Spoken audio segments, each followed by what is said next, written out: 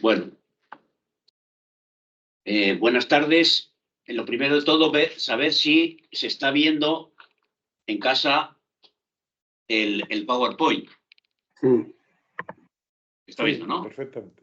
Vale. Sí. Si se corta en algún momento, lo decís y lo volvemos a poner. Hoy vamos a leer el segundo de los textos, de los tres que hemos seleccionado, del monográfico sobre el joven Marx, de la revista Investigaciones Internacionales a la Luz del Marxismo.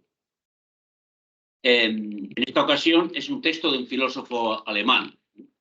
Vimos un texto de un soviético, o ruso, según Enrique. Ahora tenemos el de un alemán y la próxima sesión será un texto de Adam Schaff, un polaco. Bueno, la mayor parte de los artículos de este monográfico, no todos, pero una gran parte, vienen de los años 54 a 56 de la revista muy importante, Deutsche Zeitschrift für Philosophie, la revista alemana de filosofía, que es una revista que todavía se sigue publicando, que curiosamente sigue publicando cosas, artículos sobre el marxismo, el leninismo, etc. Y que es una revista que tuvo una influencia muy grande en los años 50, 60 y 70.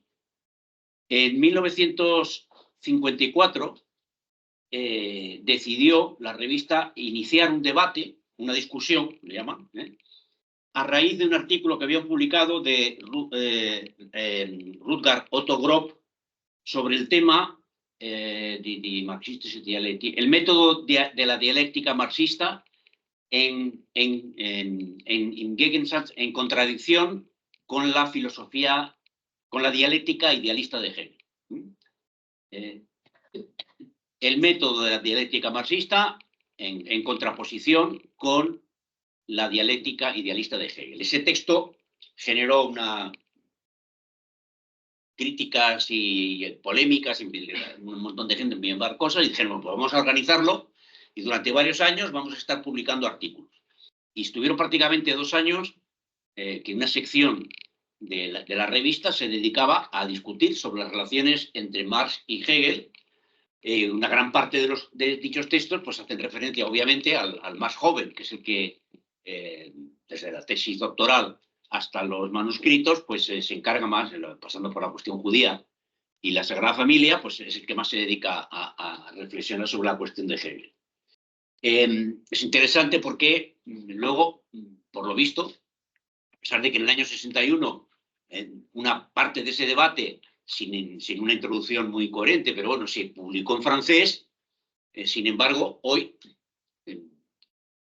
algunos marxólogos se permiten decir pues, que la recepción que hubo de los manuscritos y de la edición de los manuscritos en ruso y en alemán, pues como poco menos que estuvo vetada por la dirigencia de los gobiernos de la Unión Soviética y de Alemania, que no se le prestó atención, en fin, ese tipo de cuestión.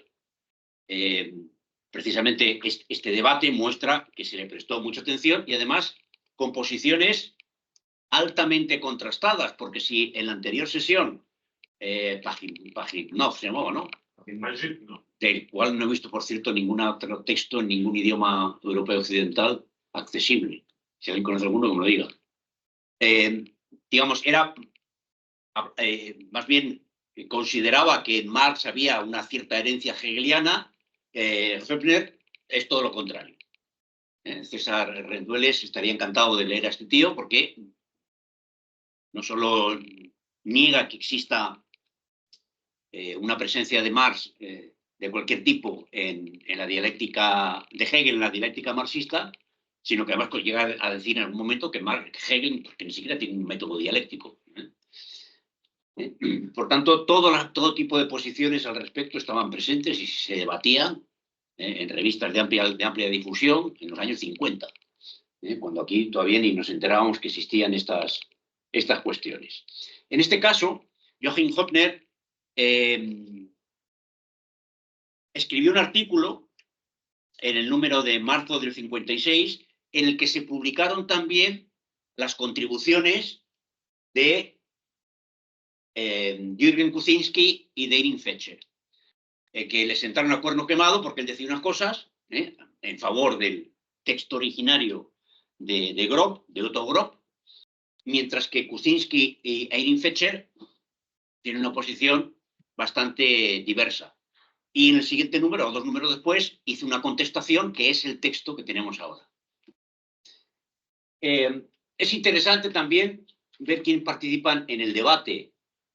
No es un debate que esté limitado a filósofos y no es un debate que se haga exclusivamente en el marco de, digamos, de los países de la Europa de influencia soviética.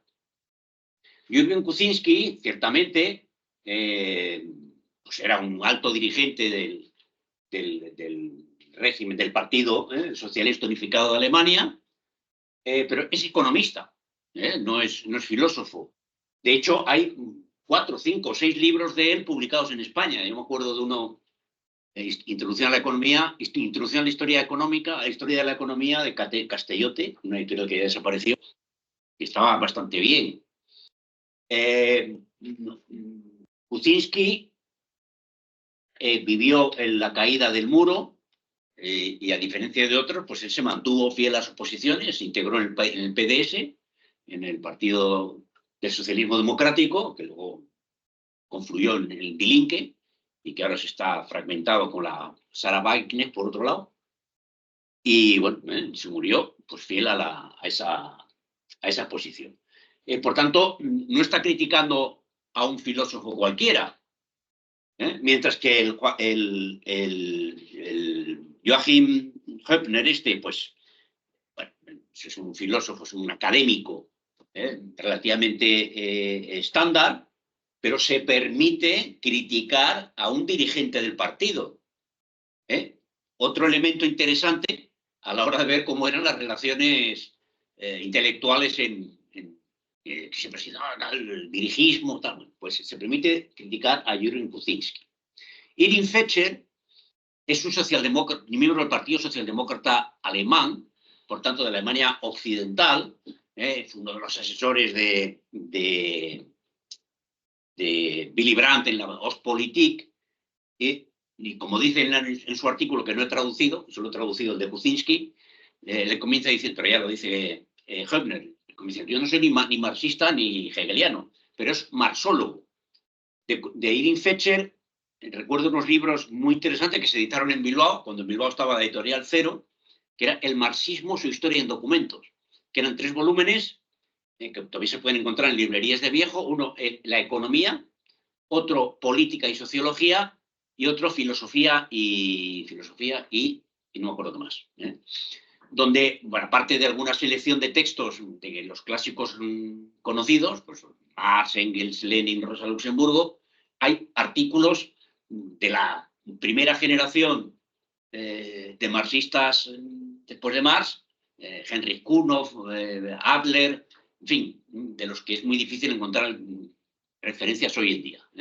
Son, digamos, una recopilación que hizo él, que se tradujo al español, y que me parece bastante interesante. Bueno, ya digo que la posición de Kuczynski y de Fetscher es distinta. La Kuczynski la tenéis en el texto, pero básicamente, aquí está. Breve historia de la economía de Kuczynski, y estos son los 3 volúmenes del marxismo, historia y documentos. Ideología, filosofía, economía y sociología y política.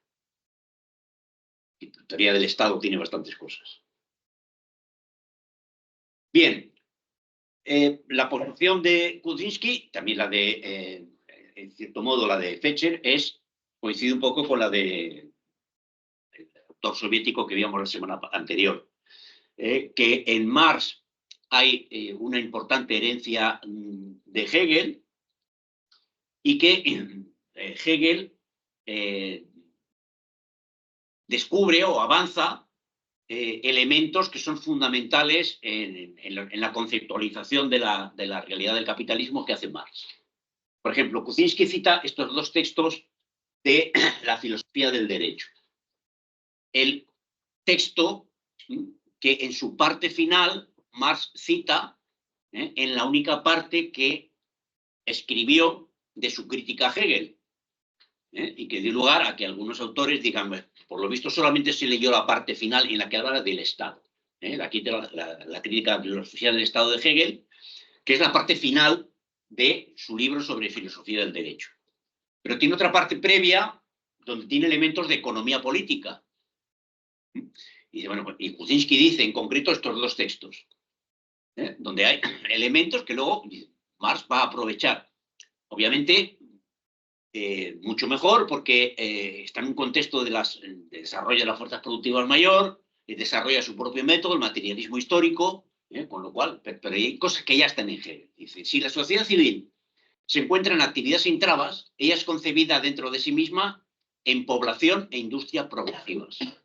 Por la universalización de la conexión de los hombres mediante sus necesidades vitales y los modos de preparar los medios para ellas, se acrecienta la acumulación de las riquezas, por una parte, pues de esta doble universalidad se extrae la mayor ganancia, como por otra parte, la individualización y limitación del trabajo particular. Y de ese modo, la dependencia y penuria de la clase ligada a ese trabajo, a lo que se vincula la incapacidad de la sensación y del goce de los demás privilegios, y particularmente de las ventajas espirituales de la sociedad civil. Aquí Hegel nos dice que los que están vinculados al trabajo industrial y limitado a las relaciones de individualización del trabajo, es decir, el trabajo asalariado, pues tienen un trabajo que limita el desarrollo de los seres humanos sometidos al mismo.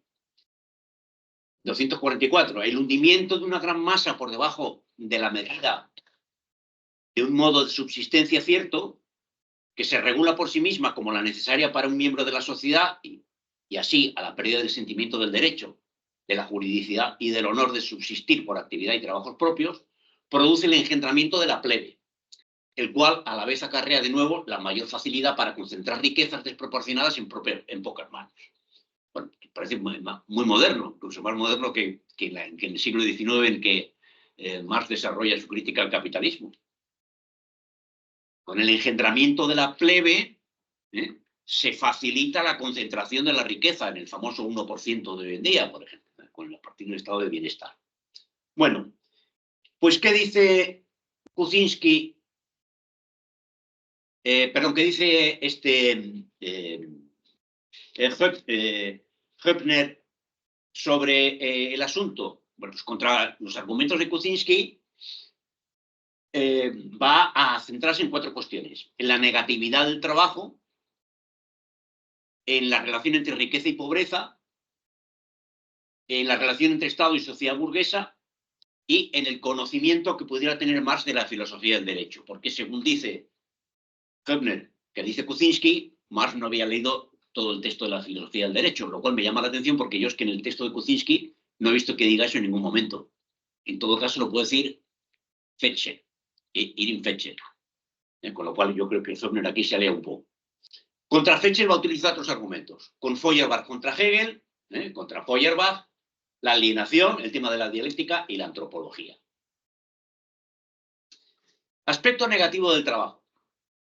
De los 2 textos que hemos citado, que he puesto de Hegel, que son los que cita Kuczynski en su artículo, la conclusión que saca Höppner es la siguiente. De estos párrafos solo se desprende lo siguiente. El carácter social del trabajo en la sociedad civil se traduce, por un lado, en el aumento de la riqueza, que se concentra en pocas manos, y por otro, en la socialización del trabajo.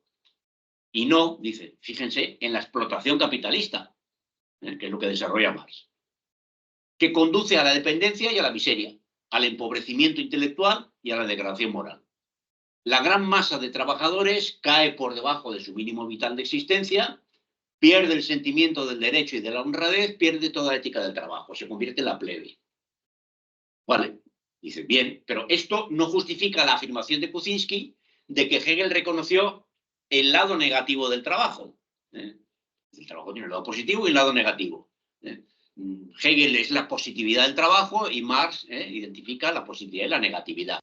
Kuczynski dice, no, Hegel también está en la negatividad. Y Höppner nos dice, no, no, con esto que nos ha presentado, de eso, nada.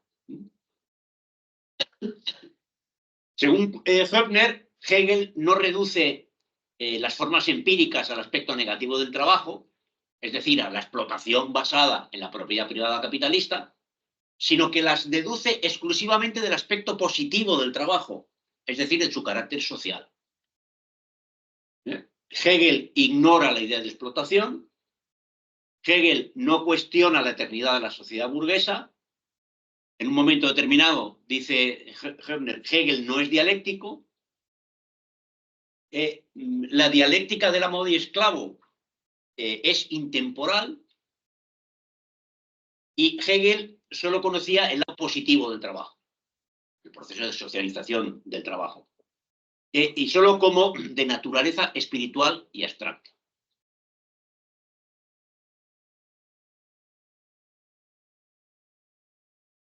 Otro texto de la filosofía del derecho.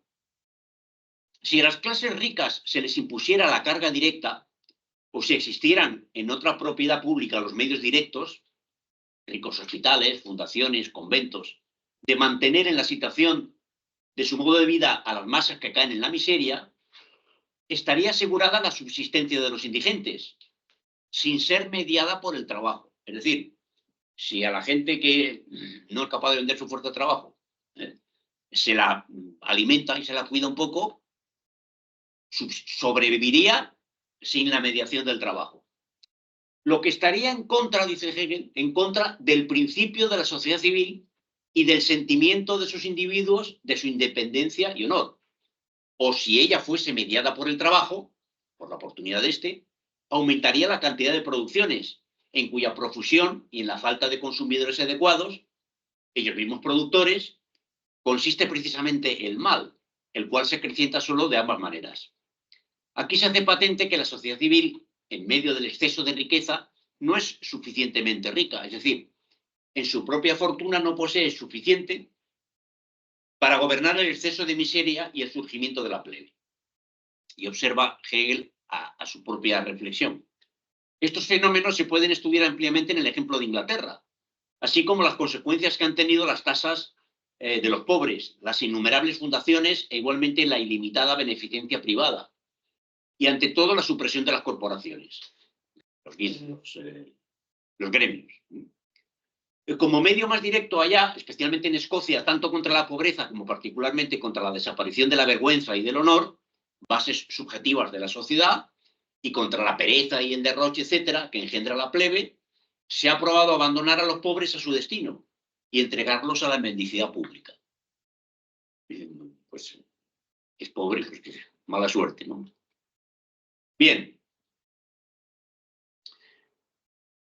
Este texto, también señalado e indicado por, no citado directamente, pero, o sea, no puesto en el texto de Kuczynski, pero sí señalado por Kuczynski, dice, bueno, es un texto clave para ver cómo entiende la relación entre riqueza y pobreza Hegel. Bueno, pues lo que nos dice Höbner es que Hegel no muestra ningún interés por asistir a los desempleados, ni siquiera por asistir a la enfermedad y a la vejez, porque van en contra de la conciencia de libertad de los individuos. Por esta dialéctica suya, la sociedad civil es empujada más allá de sí misma, sobre todo esta determinada sociedad, para buscar fuera de ella, en otros pueblos, los cuales le van a la zaga en los medios que ella posee en exceso o en general en la industria, consumidores, y así los medios necesarios de subsistencia. Vaya, parece que Hegel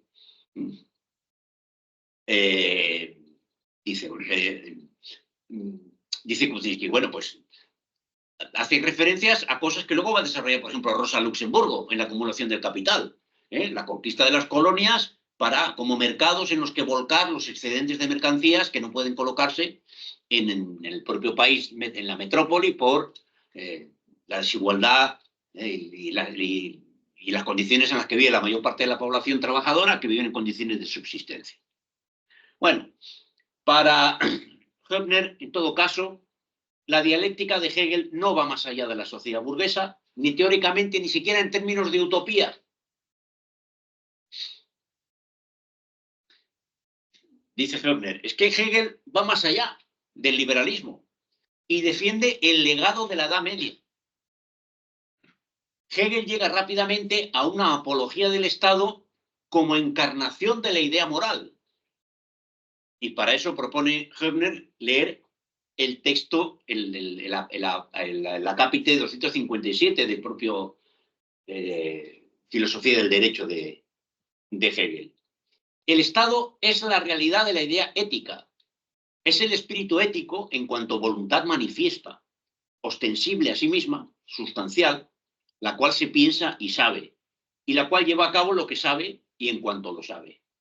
En lo ético tiene el Estado su existencia inmediata, y en la autoconciencia del individuo, en su saber y actividad, su existencia mediata, así como éste, por su disposición en él, en cuanto a su esencia y finalidad y producto de su actividad, tiene su libertad sustancial. Bueno, según Hebner, en Hegel, el Estado como encarnación de la idea moral, todos los antagonismos son superados en el Estado. La dialéctica de Hegel está totalmente al servicio de la idea absoluta y no tiene otro objetivo que demostrar que el individuo y la sociedad son meras abstracciones y que el trabajo es una exteriorización de la autoconciencia.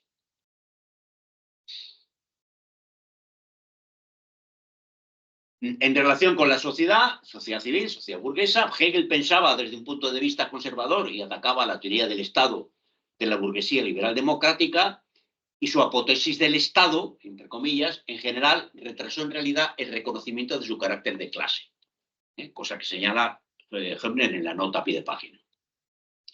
Hegel no hace ninguna crítica seria de la sociedad burguesa, sino que trata de conciliarla en teoría con la realidad feudal alemana.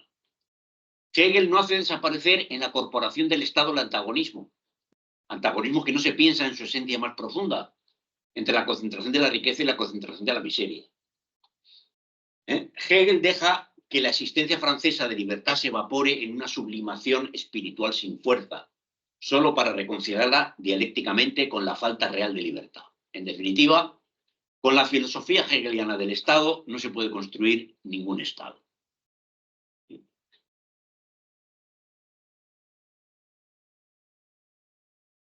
Y en relación a lo que, según Hebner, afirma Kuczynski, que claro, el problema es que Marx se había leído la parte final de la filosofía del derecho de Hegel, la relacionada con el Estado, que es la única que critica, cuando en las partes anteriores pues, hay otras cuestiones que lo hubiera interpretado de otra forma.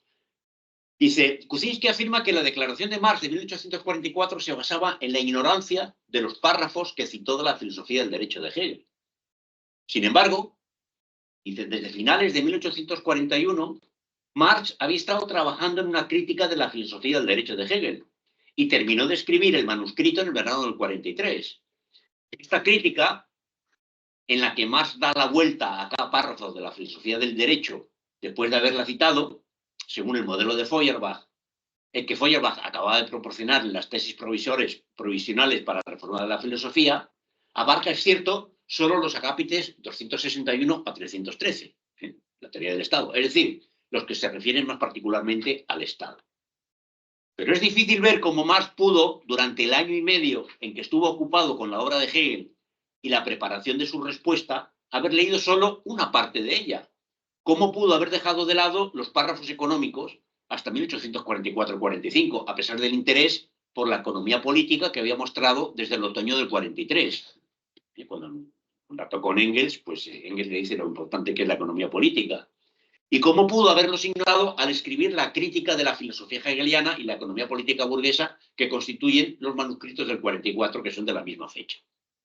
Bueno, pues una respuesta razonada por parte de Hebner a el argumento de que Marx, pues, que lo han utilizado otra gente también, pues no había leído la filosofía del derecho completa.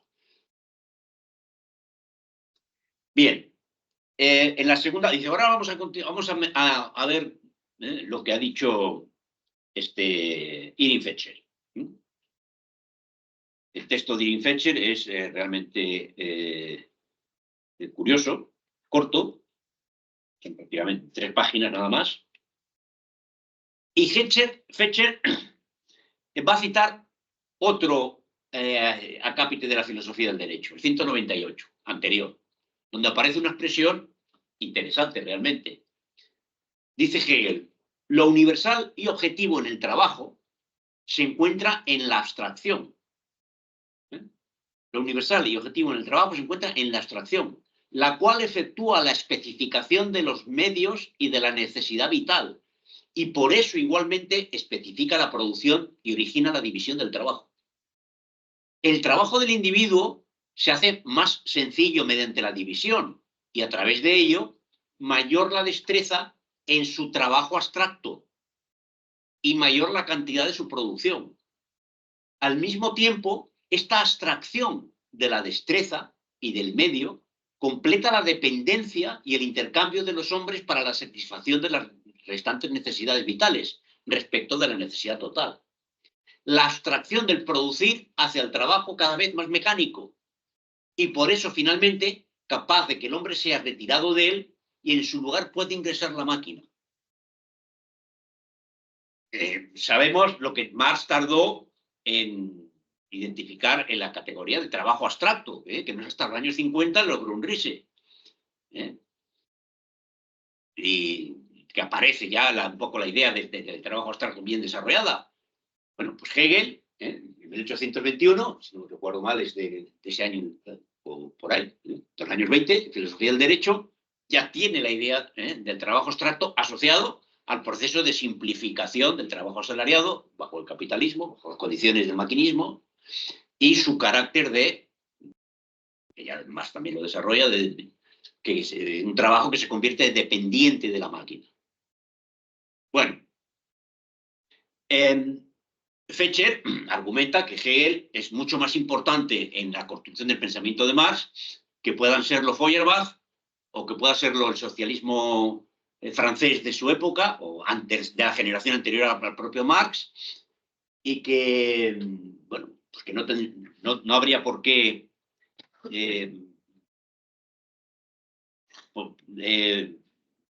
considerar que eso es una minusvaloración de Marx, porque lo cierto es que en el momento en que Hegel escribe estas cuestiones, la falta de desarrollo de las relaciones sociales capitalistas a un nivel suficiente le impide a Hegel sacar las consecuencias correctas de las intuiciones que está teniendo.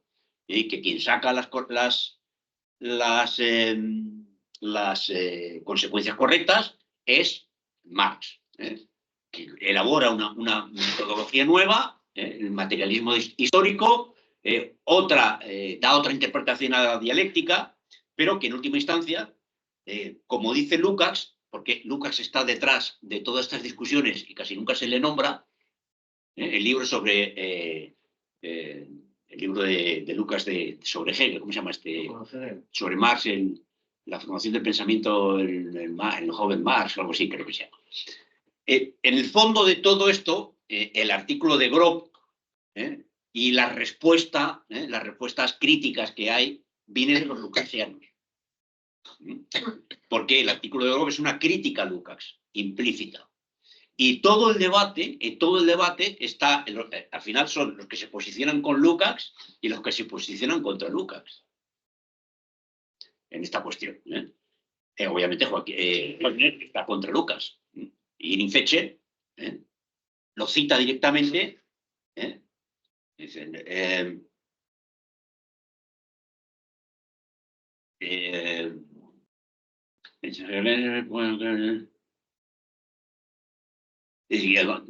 termina diciendo en su artículo que aunque Marx en su juventud pues dependiera de los trabajos de juventud del propio Hegel, en su época hegeliana, esto no es ningún demérito para la genialidad del propio Marx. No va en demérito de la genialidad del propio Marx considerarle, en la medida de lo que lo es, un discípulo de Hegel, tal como también señala Lukács en su libro En las relaciones. Bueno, así como termina Fetcher, Irving Fetcher. ¿Y qué es lo que nos dice Höppner? Pues implícitamente está diciendo, es que Fetcher es Lukács. Y ahora le voy a dar a Lukács. El joven Hegel y los problemas de la sociedad capitalista. Ese es el título del libro. El joven Hegel y los problemas de la sociedad capitalista. Es el libro de Lukács. Pues dice, bueno, pues estas ideas se superponen a concepciones que no nos son desconocidas y que están esencialmente relacionadas con Lukács. sea, Höppner no se cortó un pelo. Primero se mete con Kuczynski, un pope del partido, uno de los principales economistas del partido, y ahora se mete con Lucas, le da igual. Equivalen a decir que el método dialéctico marxista fue elaborado esencialmente por Hegel, cuando se situó históricamente en el nivel de la misma realidad que había engendrado el movimiento socialista en Francia. Consiste en decir que si bien Hegel ciertamente no captó la realidad social en movimiento en su totalidad, pero sí en fragmentos, debido al estado atrasado de las relaciones pequeño-burguesas alemanas y también a la debilidad de su punto de vista burgués, cita a Fetcher, el método desarrollado por Hegel había permitido a Marx captar esta realidad en profundidad, captar todos los procesos económicos y sociales. Bueno, pues comienza la crítica a Fetcher. ¿Quién es más importante para Marx, Hegel o Feuerbach? Marx se adhiere sin reserva a la crítica de Feuerbach y al rechazo radical de la dialéctica idealista de Hegel en los años 42 y 43. Marx se adhiere a la crítica de Feuerbach a la dialéctica hegeliana porque está totalmente determinada por el sistema idealista y sirve básicamente para realizar la mediación idealista entre sujeto y objeto, a través del absoluto, en lugar de a través de la identidad selengiana. Marx no tiene ninguna intención de continuar o hacer coherente la dialéctica hegeliana. Solo le interesa el problema de la alienación del hombre en la religión y en la política. Marx no desarrolló la dialéctica hegeliana. Fueron sus conocimientos concretos los que le permitieron ir más allá de Feuerbach. O sea, según Höppner, Marx se apoya en Feuerbach para criticar a Hegel y después se apoya en su propio desarrollo para ir más allá, en su propio desarrollo del método materialista histórico, para ir más allá del materialismo básico de Feuerbach. Al aniquilar la conciencia religiosa e idealista, Feuerbach pensó que lo había hecho todo, mientras que según Marx quedaba por hacer lo esencial. Pues no solo el mundo espiritual está enajenado del hombre, sino también el mundo material, que es su raíz. Los productos de su trabajo están alienados del trabajador, la propia actividad productiva está alienada, la sociedad está alienada, el hombre está alienado del hombre.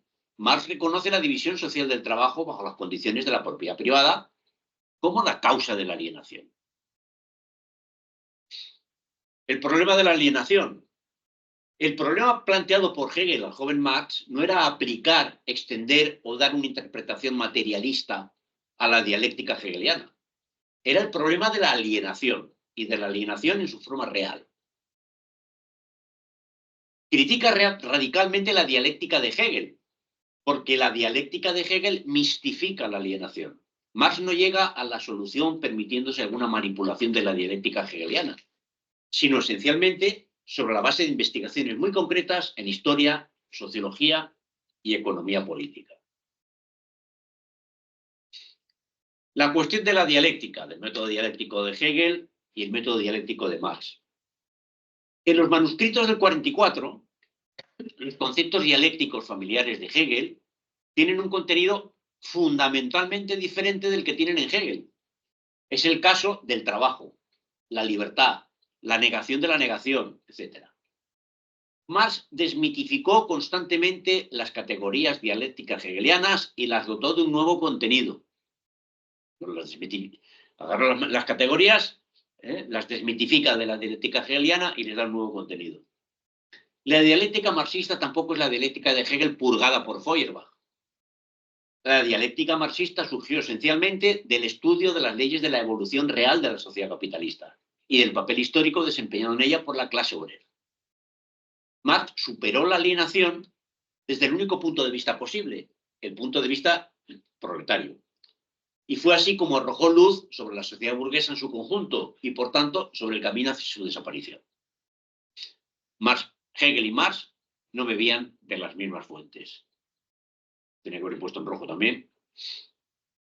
Y aprovecha y de pasada, pues intenta llevarse por delante también a Ernst Bloch. Con su principio esperanza, que supone, digamos, ya lo hemos visto en el propio texto de Sánchez Vázquez, pues una de las interpretaciones, y también el de Pajinkov, también interpretaciones, digamos, que pretenden dar fuerza analítica al más joven. Si toda la obra teórica y práctica de Marx y Engels estuvo consagrada a la elucidación y abolición de la alienación del hombre en la sociedad capitalista, es difícil ver por qué toda la riqueza de su crítica del mundo burgués debe reducirse a la anquilosada, dice Hemner, categoría de alienación. Marx y Engels no tardaron en burlarse de la vacuidad de este concepto. Y pone una cita, dice, en la ideología alemana, página 31, que era la versión alemana. Y yo, la verdad, que he buscado en las primeras páginas y no he encontrado que Marx y Engels se burlen de la categoría de alienación. No lo he encontrado. Si alguien lo conoce, pues que lo diga. Aquí está el apartado de la ideología alemana donde aparece la expresión. Con esta enajenación, porque no aparece alienación, aparece enajenación. Con esta enajenación, para expresarnos en términos comprensibles para los filósofos, considerar que hay una burla, solo puede acabarse partiendo de dos premisas prácticas. Bueno, no vamos a centrarnos en la ideología alemana, que es otro texto, pero según Hemner, ya desde la ideología alemana, Marx y Engels pasan de la alienación. Una cosa un poco particular. Me llama la atención porque me parece una interpretación, bueno, muy particular.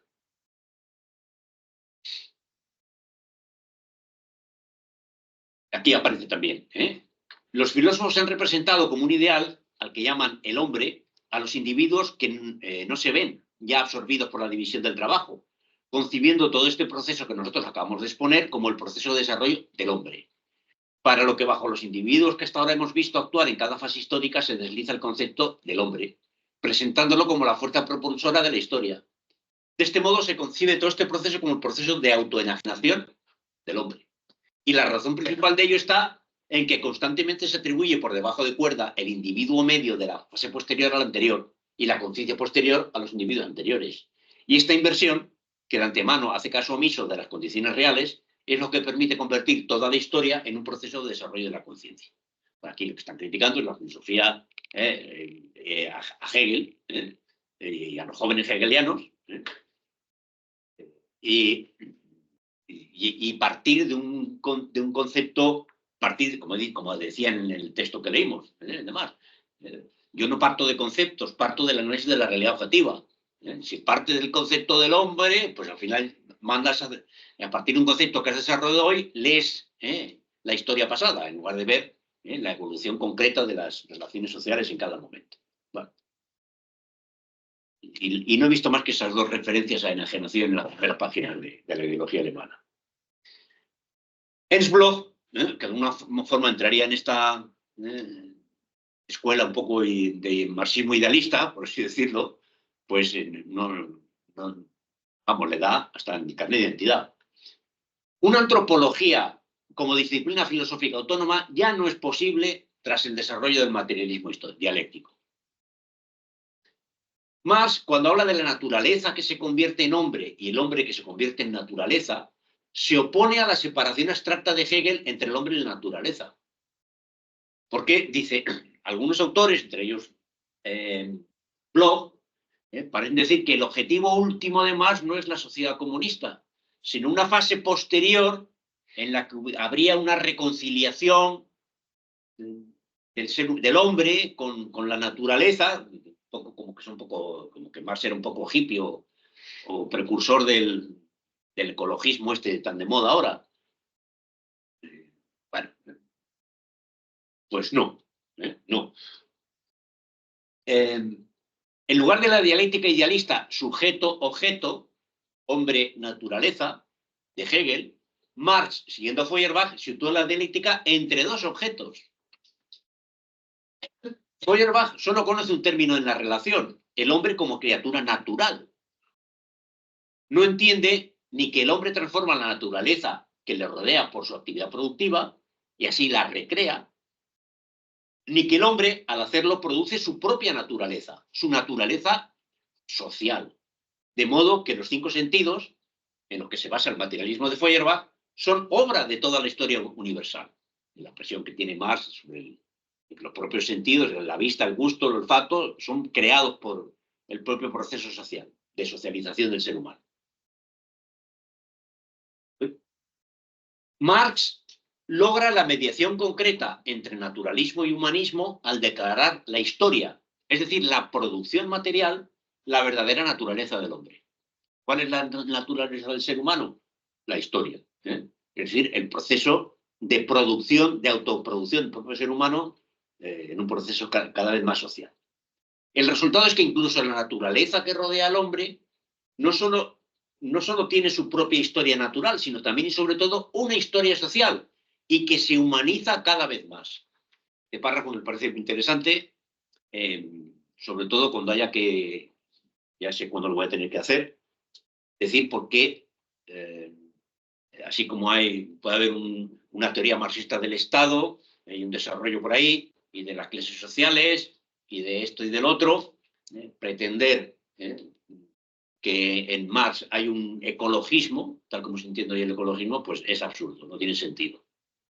Porque el ecologismo parte de un principio, de la existencia de una naturaleza objetiva, separada del hombre. Y el ser humano interviene sobre la naturaleza con la producción industrial y contamina y agota los recursos, y los recursos están ahí, y el ser humano está aquí.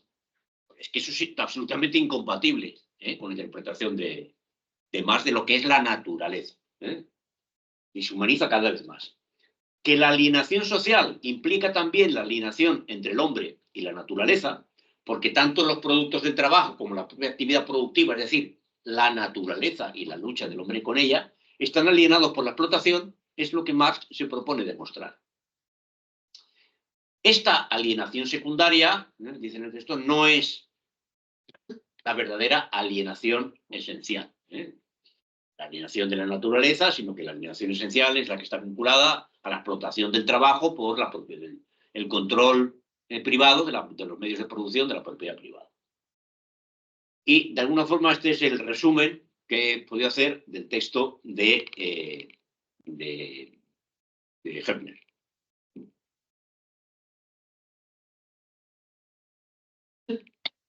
Ahora, comentarios. Para compartir.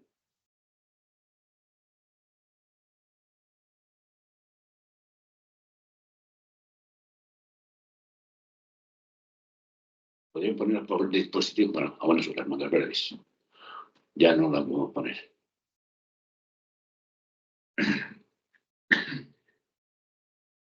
Comentarios. Oye, ya quedó. ¿Alguien maneja?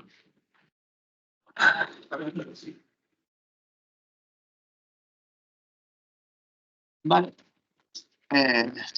Pues de primeras, muchas gracias por la presentación y por la traducción de nuevo. La presentación me ha parecido muy buena, se ha aclarado bastante el texto un poco. Igual a primera vista era más difícil de leer y no entendí del todo bien. Tenía dos comentarios. Primero acerca de la crítica que hace Hofner a Kuczynski y a este otro, de que, claro, esto sacan a colación estos párrafos de la filosofía del derecho de Hegel y que Hofner les contesta que vale, sí, esos párrafos están ahí, pero en efecto, esos párrafos, y yo coincido con Hofner, no van más allá, sí que son un análisis rico de la realidad económica burguesa, y sí que pues llega a conclusiones a las que luego Marx evidentemente llega, pero creo que sí que no van más allá de lo que Hegel ya conocía de la economía política, o no mucho más allá, porque son temas que también creo que elabora Adam Smith, que es el que había leído Hegel. O sea, todo lo que es la división del trabajo, la acumulación de riquezas, la simplificación del trabajo, que en el párrafo que has citado, donde menciona Hegel el trabajo abstracto, yo creo que no se refiere a lo mismo a lo que se referirá Marx más adelante, porque Marx sí que, vale, tiene uno de los lados de ese trabajo abstracto, que es, en efecto, la simplificación de ese trabajo, la mecanización, la división de operaciones simples, que hace que el trabajo sea más intercambiable entre diferentes ramas, que sea más sencillo y tal, pero el contenido esencial y más importante que le da Marx a ese trabajo abstracto es cuanto a la relación de la creación del valor, que ya hemos hablado más de una vez, y cómo esos diferentes trabajos se comparan entre sí, que los abstrae la sociedad o lo que sea. Y bueno, yo, más allá de esa discusión, o sea, yo creo que Hegel no habla de eso y que no está en ese punto al que Marx luego llega en los años 50.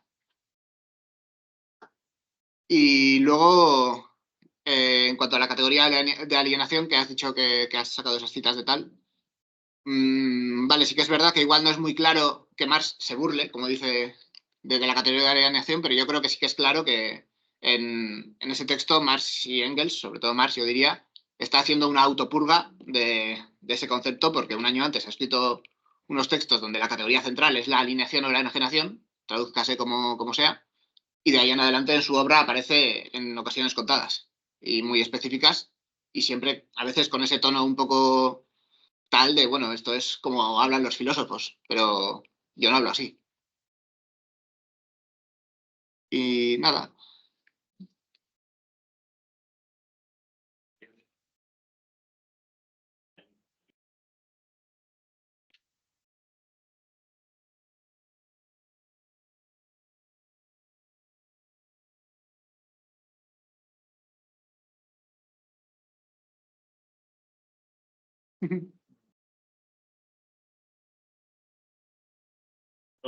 Viene la semana pasada he leído los dos textos del Pagit. El Pagit no es el padre del ingeniero que inventó el Tetris. Vale.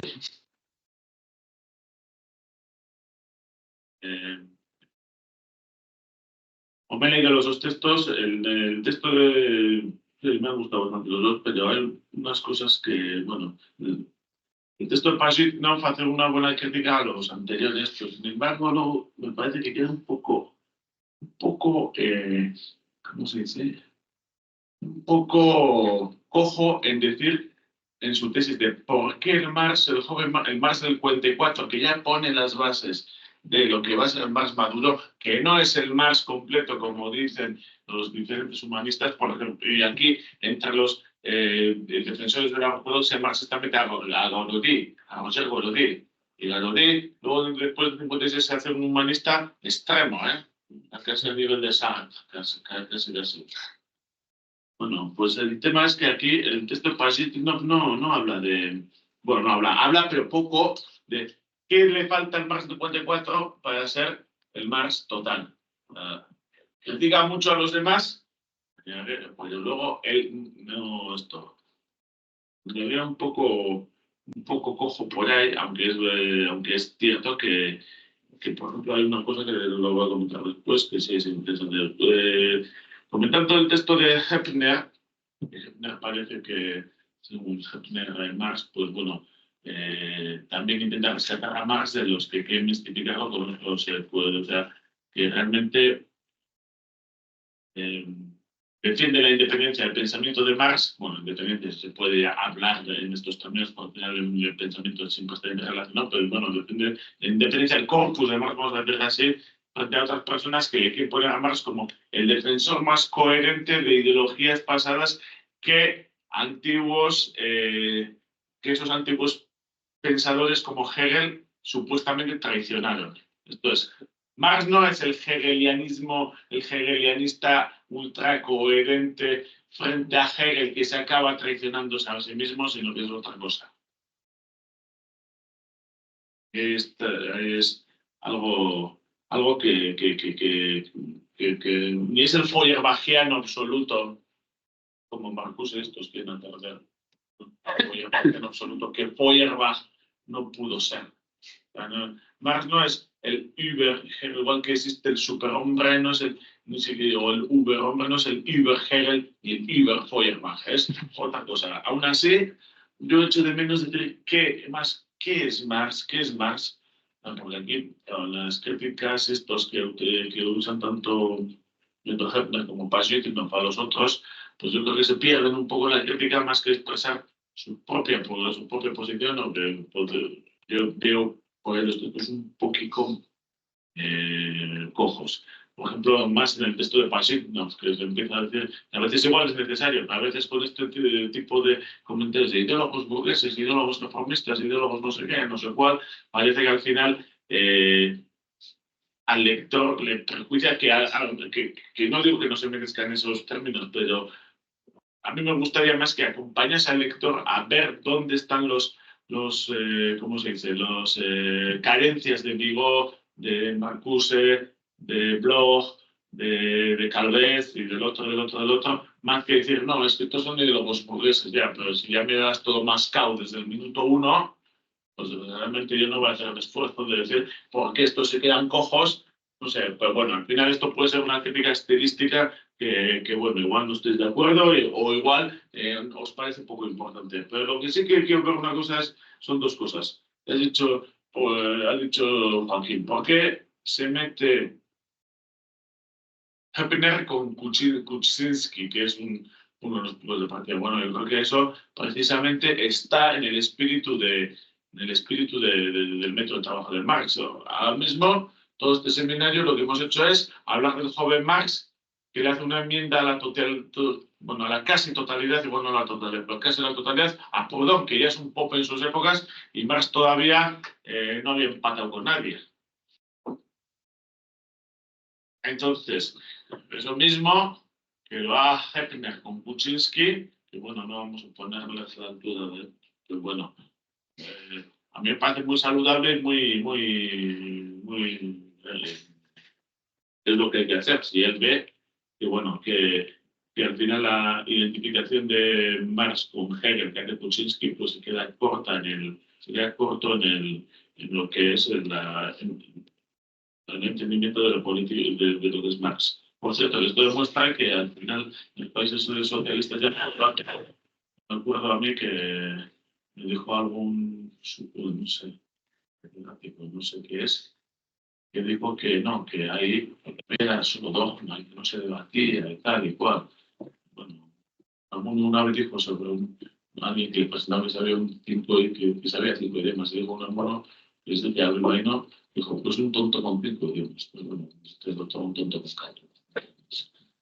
Hay una cosa que a mí me parece clave, que es que aquí se basa la ruptura o donde se escalona esta ruptura, que es cuando otros, por ejemplo, Feuerbach, que habla de la alienación, incluso Hegel, que intenta superar esa alienación mediante esto superior, que es el Estado, la idea de Dios hecho Estado, y Feuerbach dice que no. Realmente ambos están en una cosa, es la alienación o la superación de la alienación en la conciencia. Y Marx, en un momento tanto, yo creo que los dos, tanto Pasek como Hepner, lo mencionan y dicen, no, pero para descubrir la alienación de la conciencia, primero hay que ir a la alienación de las cosas reales, a la economía, al trabajo alienado.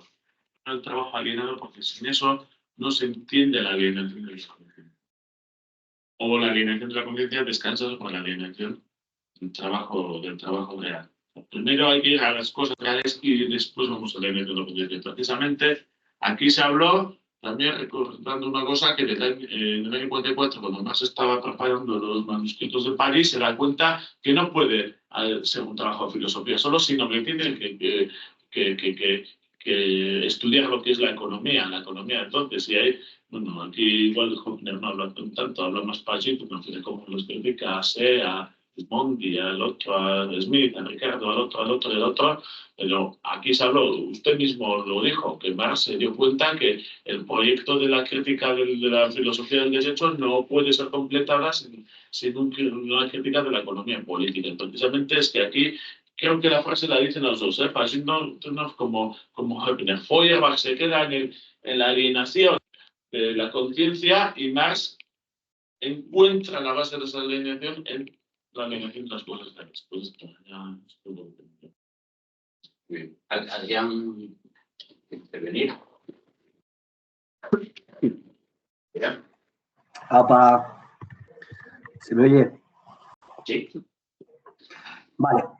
Bueno, sin más, el texto a mí personalmente me ha parecido bastante interesante. Yo creo que el debate este sobre si bebes más de Feuerbach, de Hegel, del socialismo utópico, etcétera, es un poco banal en general. Es decir, en el fondo bebe de todos, ¿no? O sea, en el fondo las 3 partes y fuentes integrantes del marxismo, como diría Lenin, ¿no? que no lo entiendo como una simple suma, no se trata de una suma de, por un lado, la filosofía clásica alemana, la economía política y el socialismo francés, haces ahí una especie de mezcla ecléctica y te sale el marxismo.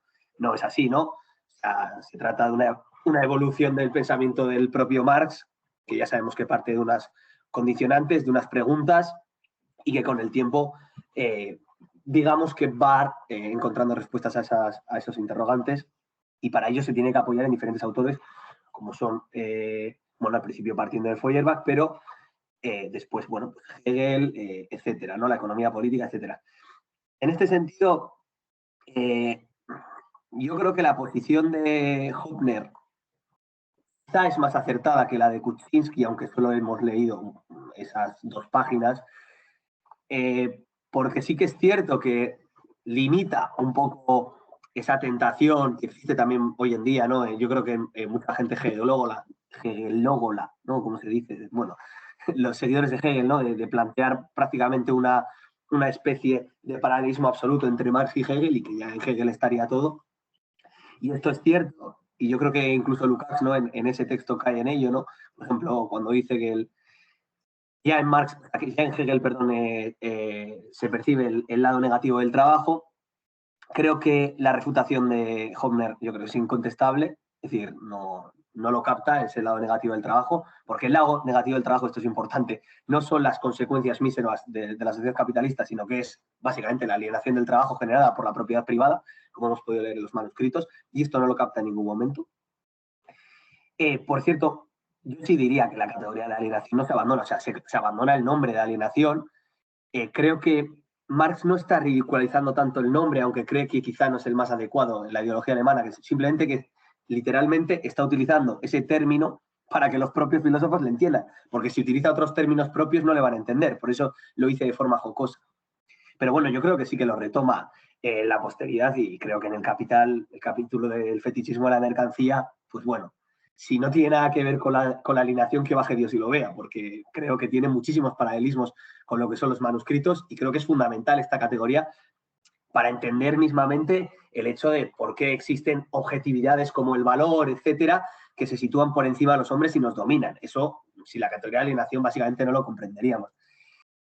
Pero más allá de eso, creo que bueno, hay momentos en los que se viene excesivamente arriba este tío, el Hübner bueno, dice que, bueno, no tiene nada que ver con la dialéctica hegeliana en algún momento. Hombre, sí tiene que ver con la dialéctica hegeliana. Marx, evidentemente, rescata, y él lo mismo lo admite, ¿no? Un núcleo racional. Y ese núcleo racional que rescata es fundamental para entender por qué. Claro, es cierto que esta discusión de los manuscritos, como pudimos ver en Sánchez Vázquez, viene en gran medida porque Marx se plantea, ¿no?, que por qué el Estado prusiano, etcétera, no es un Estado neutral, sino que depende básicamente de los intereses particulares de un sector de la sociedad, etcétera, ¿no?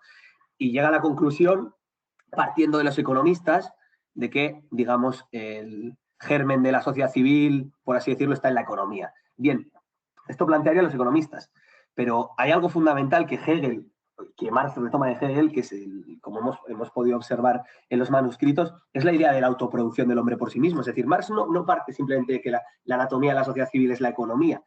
Para él no es la economía en abstracto, es más bien la producción del hombre por sí mismo, y esa categoría en sí proviene en gran medida de la fenomenología de Hegel, ¿no?, en la que el hombre, o más bien de forma mística, digamos, hay una especie de idea que se produce a sí misma, pero bueno, al fin y al cabo se podría decir que, tirando de forma analógica, se trata de que hay un ser que se está produciendo a sí mismo a través de su propia negación.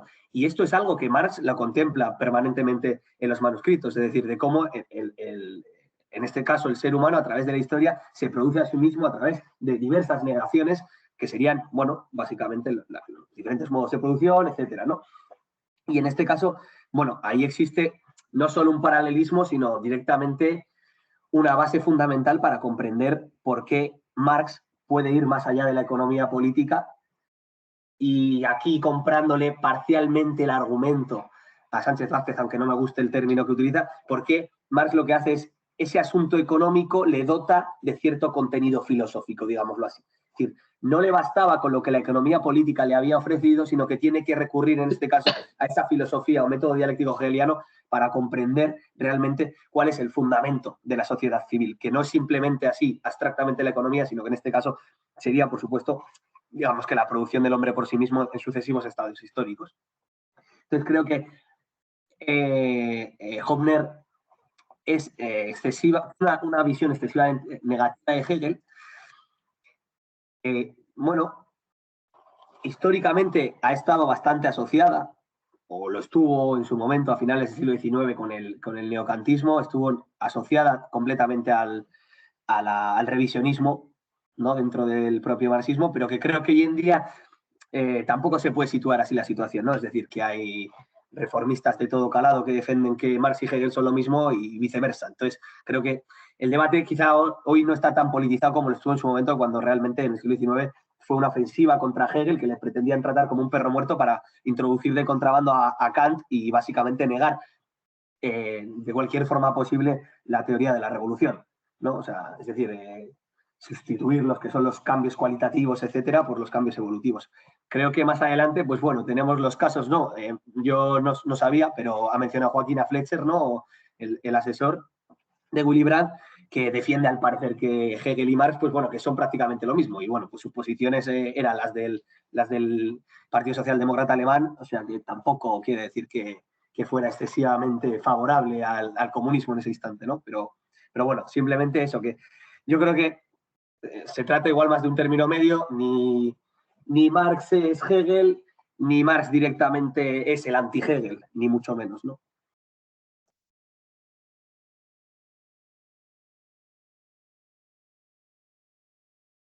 Intervenciones.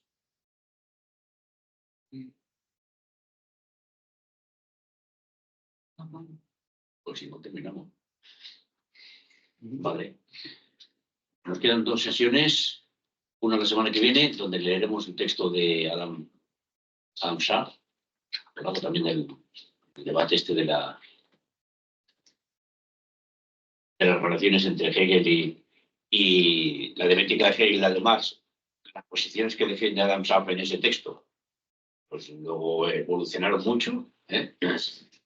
Pero no es el Adam Schaff que conoce los que han leído lo que se ha traducido en español de Adam Schaff, que es de otra época posterior. Bueno, Adam Schaff se han traducido muchas cosas, ¿eh? Pero todo de época. Por ejemplo. Sí, pero ya pero no es de esta época, no es de los años 50. No es cuando defiende lo que defiende en el artículo que vamos a leer. Lo que es igual que Garaudí, de una etapa ya